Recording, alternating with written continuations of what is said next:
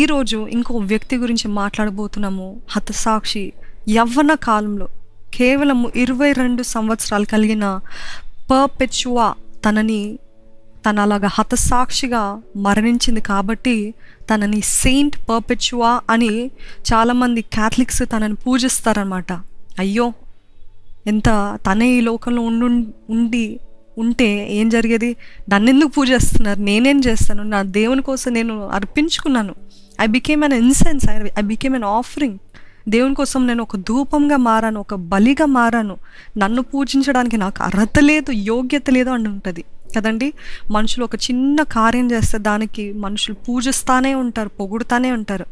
ఇద్దరు పొగుడుతారు, లేకపోతే కించపరుస్తారు, కాళ్ళ కిందేసి తొక్కుతారు కదండి.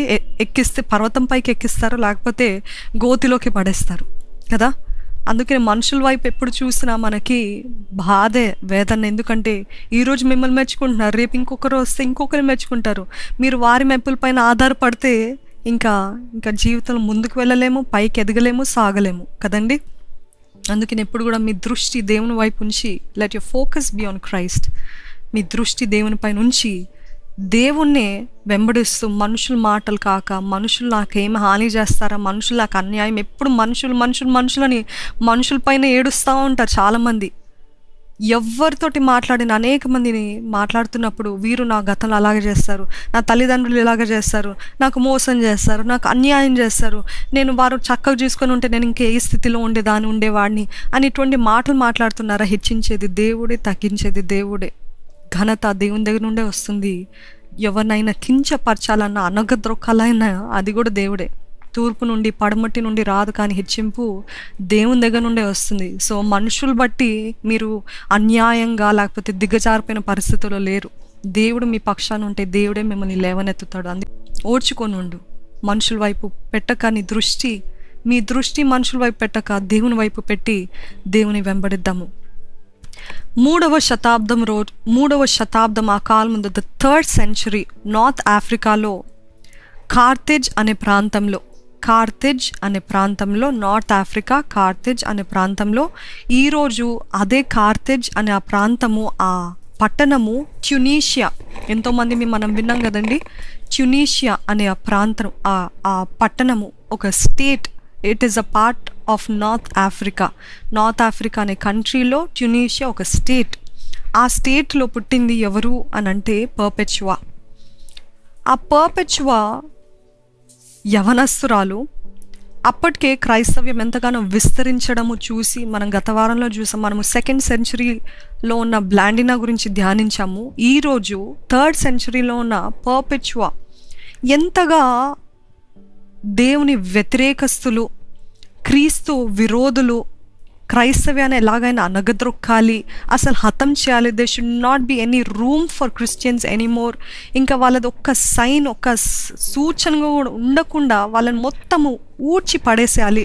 అసలు వాళ్ళ పేరు కూడా ఎత్తకుండా ఉండాలని ఎంతో భయంకరంగా నీరో చక్రవర్తి, సీజర్ చక్రవర్తి, ఇంకెంతో మంది చక్రవర్తులు ఎప్పుడు కూడా వారి దృష్టి యూదులపైన, క్రైస్తవులపైనే ఉండేది. ఎందుకంటే యూదులు, క్రైస్తవులు నిక్కచ్చుగా నేను ఏదేమైనా మీ దేవునికి, దేవతలకి లొంగము, లేకపోతే విగ్రహాలకి, లేకపోతే వాటికి మేము లొంగము కాబట్టి మేము మా దేవునికి లొంగుతామంటే వారి మండిపడేవారు, వారి కోపం వచ్చేసేది. ఎంత ధైర్యం నీకు, ఎంత గర్వము నీకు, ఎంత అహంకారము! నాలాంటి గొప్ప రాజు, ఇటువంటి గొప్ప సైన్య అధికారంలో మీరున్నారు, మా బట్టే మీరు బ్రతుకుతున్నారు, మాకు లొంగరంటారా, మాకు సన్మానం చేయరంటారా, మమ్మల్ని గ్రీట్ చేయరా అని ఎంతోమందికి ఈగోయిస్టిక్గా వారి అహము నొచ్చుకుందని, వారికి గర్వము నొచ్చుకుందని, అలాగా క్రైస్తవులు ఎలాగైనా హతం చేయాలి, యూదులు ఎలాగైనా హతం చేయాలని ఎప్పుడు కూడా అపవాది మొదటి నుండి క్రీస్తునే చంపేయాలని, క్రీస్తునే అప్పచెప్పేయాలని అపవాది ఎంతగానో ప్రయత్నించాడు కదండి. ఈరోజు క్రీస్తుని వెంబడిస్తున్న మనకి ఇంకెన్ని హింసలు, శ్రమలు కదా. అట్లా అని నేను దేవునే వెంబడించను అనే కాక, ఎంత శ్రమైనా నేను వెనుతిరగను అన్నటువంటి నిక్కచ్చు, నిష్ట, the decision that you have made, don't ever turn back కదండి. అయితే ఆ టైంలో క్రైస్తవంని హతం చేయాలని మరొక చక్రవర్తి లేచాడు. ఏంటిదంటే ఆయన పేరు సెప్టీమియస్ సెవేరస్. సెప్టీమియస్, ఇవన్నీ రోమన్ నేమ్స్, కొంచెము ప్రనౌన్స్ చేయడానికి అంత ఈజీగా ఉండదేమో, కానీ just for reference I'm giving the names. Septimius Severus అనే చక్రవర్తి ఎలాగైనా క్రైస్తవ్యాన్ని శాశ్వతంగా హతమార్చాలనుకున్నారు.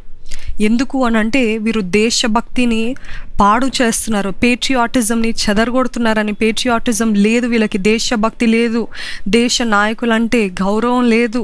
గౌరవం కాదు కానీ కేవలం వారి దేవతలకి లేకపోతే వారు ఇచ్చిన రూల్స్ ప్రకారం మాకు వంగాలి, మమ్మల్ని ఆరాధించాలి, లేకపోతే ఇక్కడున్న ప్రతిమలను, ఈ స్టాచ్యూస్ని మొక్కాలి అన్నప్పుడు వారు లొంగనందుకు వారికి కోపం వచ్చి ఆ దేశభక్తి లేదు అని వారిపైన నిందలు వేస్తూ ఈ క్రూరమైన రాజు బయలుదేరాడు. ఏంటిదంటే ఎలాగైనా క్రిస్టియన్స్ని, క్రైస్తవుల్ని చంపేయాలి అనే ఉద్దేశంతో. అయితే ఈ రోమన్ ఎంపరర్ నార్త్ ఆఫ్రికాలో క్రైస్తవ్యం బాగా విస్తరిస్తుందని, బాగా వర్ధిల్లుతుందని వెంటనే ఆయన దృష్టి అక్కడ మళ్లించాడు. ఏంటంటే నార్త్ ఆఫ్రికాలో ఉన్న ట్యునీషియా ప్రాంతంలో ఉన్న ఆ క్రైస్తవులని ఎలాగైనా హతం చేయాలని స్టార్ట్ అయింది వాళ్ళ ప్రయాణం. అప్పుడే దేవుని తెలుసుకున్న 5గురిని పట్టుకున్నారనమాట.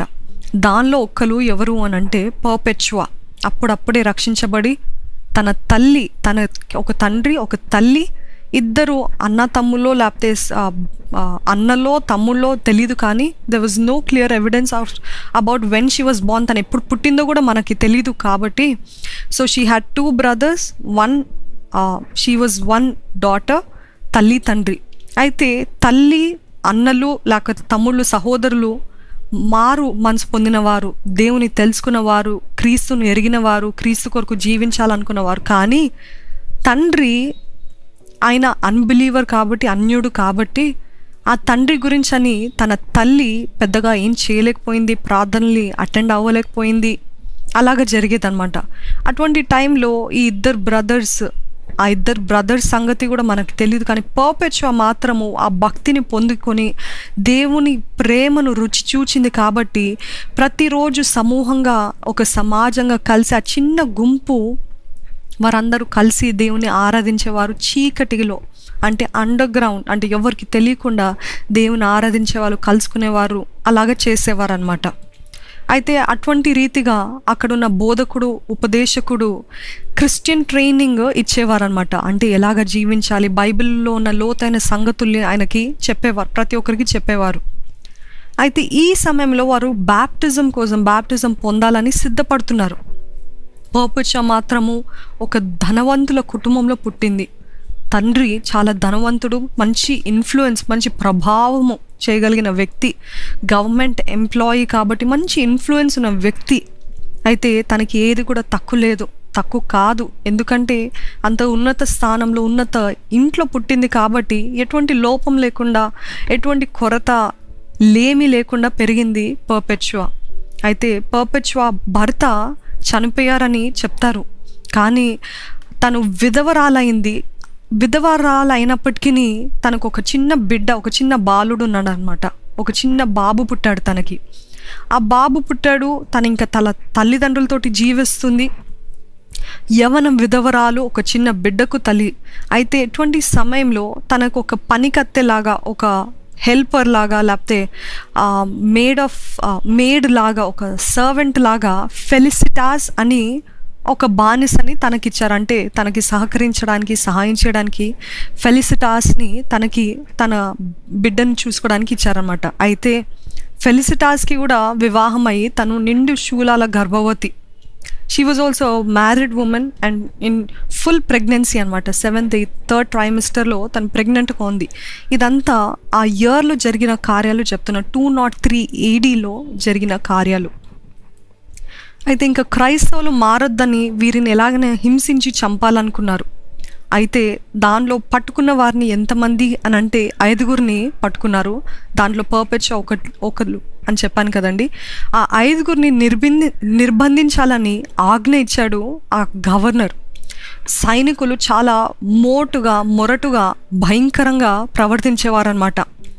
ఆ నిండు గర్భవతిగా ఉన్న ఫెలిసిటాస్ని కూడా చూడకుండా వాళ్ళు ఏం చేస్తారంటే, ఎంత మూర్ఖులు అంటే, ఎంత మొరటోళ్ళు అంటే, అంత గర్భంతో ఉన్న ఆమెని కాలేసి తన్నినప్పుడు తన గర్భంతో అలాగా కింద పడి అలాగా ఏడుస్తున్నప్పుడు తనతో పాటు ఉన్న ఇంకా సాటి విశ్వాసి ఏమన్నారంటే, ఎలాగ చేయగలుగుతాను, తను గర్భవతి కదా, తన కడుపులో బిడ్డ ఉన్నాడు కదా, ఎలాగ నెట్టగలుగుతావు, ఎలాగ తన్నగలుగుతావు, ఇదేమాత్రం న్యాయమేనా అన్నప్పుడు ఆ సైనికుడికి కోపం వచ్చి తన పక్కలో ఉన్న ఖడ్గము తీసి వెంటనే అక్కడికక్కడే ఆ తోటి విశ్వాసిని చంపేస్తారనమాట.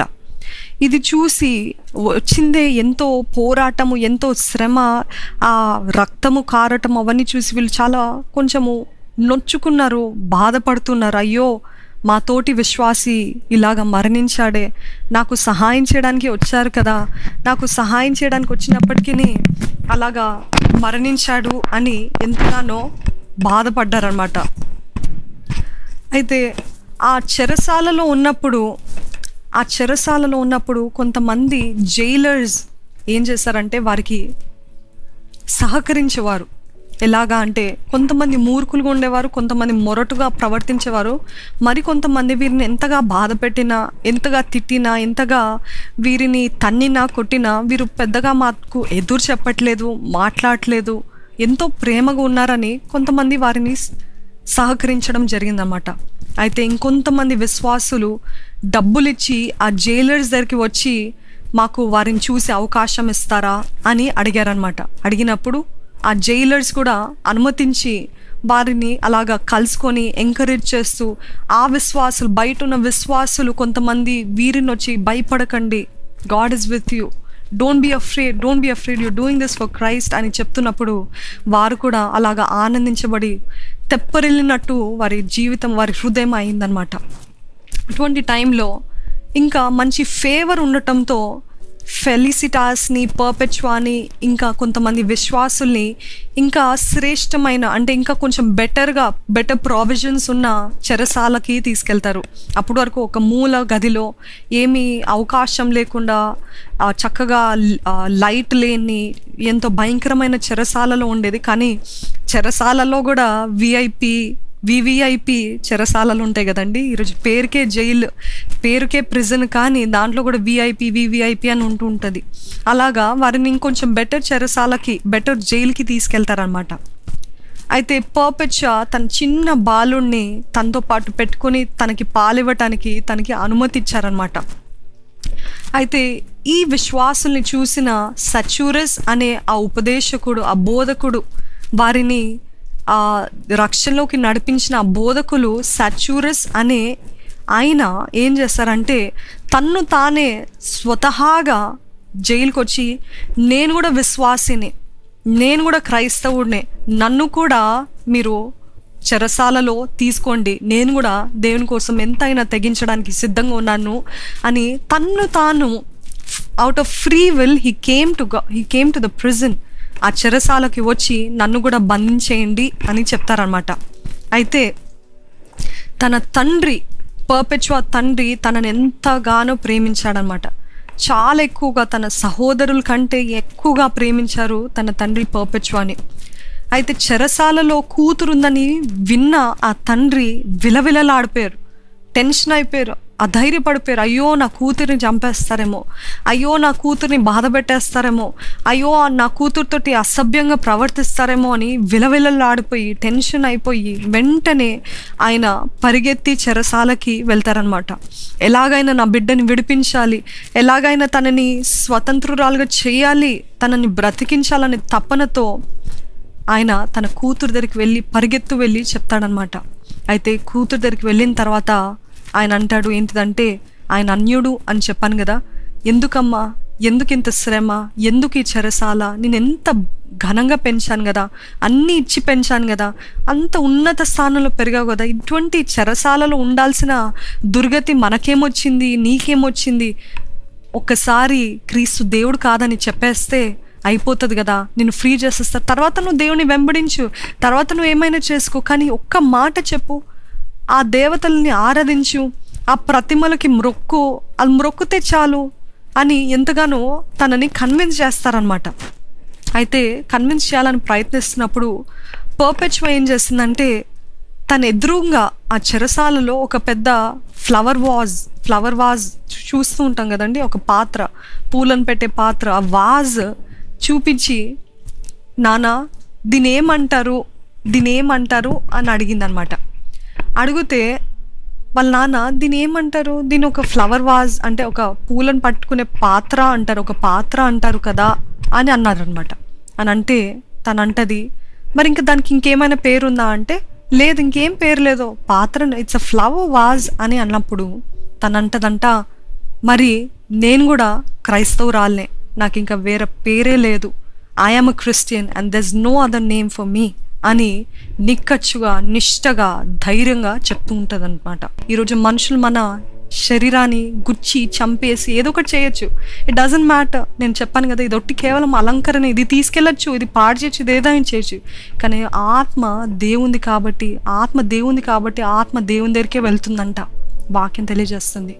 సో ఈ ఆత్మ దేవుని దగ్గరికి వెళ్ళాలంటే దేవుని వెంబడించండి. తప్పైన ఆలోచనకి, డిప్రెషన్ థాట్స్కి, డిప్రెసివ్ టాక్స్కి, మాటలకి కూడా చోటు ఇవ్వక దేవా give me an interest to live, give me a passion to live for you lord. ఒక ఆశ పుట్టించయ్యా, ఏదో రొటీన్గా వెళ్ళిపోతుందయ్యా, అలవాటుగా నా జీవితం వెళ్ళిపోతుంది, రోజులు గడుస్తున్నాయి, ఏం చేస్తున్నాను అర్థం కావట్లేదు. No, you should have interest in life. ఇచ్చిన నూతన అవకాశం ప్రతిరోజు and is a new opportunity, every second is a gift. ప్రతి నిమిషము దేవుడు ఇచ్చిన బహుమానం మనకని గుర్తు చేసుకుంటూ నిజంగా దేవుడు ఈరోజు నాకు ఒక వరంగా ఇచ్చాడు. This is the day that the lord has made. ఈరోజు ఈ దినము దేవుడు చేసిన దినము, దీని అందు ఉత్సహించి సంతోషించుడి అని వాక్యం తెలియజేస్తుంది. Today, not tomorrow, not yesterday, today is the day. ఇది ఈరోజు దేవుడు చేసిన దినము, దీని అందు ఆనందించండి, ఉత్సహించండి, ఉల్లసించండి. రేపేమవుతుందో తెలీదు అంటే ఆనందించండి అంటే నేను అనేది దేవునిలో ఆనందించండి. దేవునితో సరైన సన్నిహిత సహవాసం కలిగి ఉండండి, దేవునితో మాట్లాడండి, దేవునితో సమయాన్ని గడపండి. మీరు దేవునితో గడిపే ఒక్క నిమిషమైనా దాని ప్రతిఫలము ఎక్కడికి పోదని ఈరోజు నేను ఒక సజీవ సాక్షిగా చెప్తున్నానండి. దేవా ఎవరం కూడా తండ్రి వచ్చిన రీతిగా కాక దేవా నూతన స్వభావంతో, నూతన తలంపులతో, నూతన ప్రవర్తనతో మేము ముందుకెళ్ళే కృపను, అటువంటి రూపాంతర అనుభవాలు మాకు దయచేయమని, transform us inside out lord. లోపల నుండి బయటికి మమ్మల్ని మార్చండి అయ్యా, రూపాంతరం దయచేయమని అడుగుతున్నామయ్యా. ఈరోజు ఇంకను ఎగ్జామ్స్ రాస్తున్న వారు, కుటుంబ సమస్యలతో ఉన్న వారు అందరినీ దర్శించండి. అందరికీ కావాల్సిన శక్తిని దయచేయండి, ధైర్యాన్ని దయచేయండి, ఆదరించండి, స్వస్థ దయచేయండి. నీ నామంలో ఉన్న గొప్ప శక్తిని మాకు అందరికి అనుగ్రహించమని ప్రభు యేసు నామంలో అడిగి వేడుకొంచున్నాను తండ్రి, ఆమేన్.